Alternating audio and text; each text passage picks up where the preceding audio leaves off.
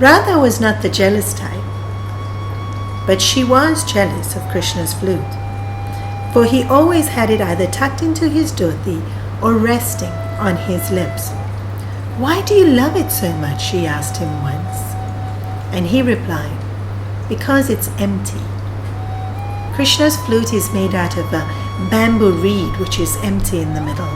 If it was any other stick, we wouldn't be able to play music out of it. But because it's empty, he can fill it with his breath and produce beautiful melodies. The flute has 9 holes, including the one into which you blow.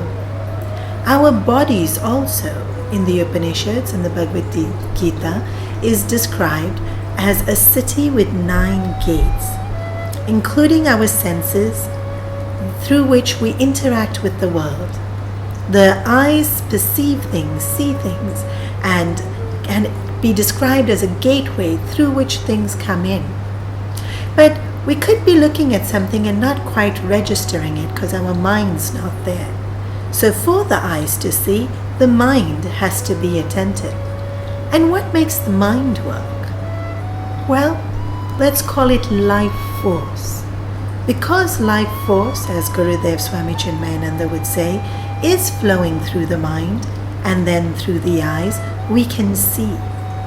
And so this flute with 9 holes could be our body, and the life force flowing through it is Krishna.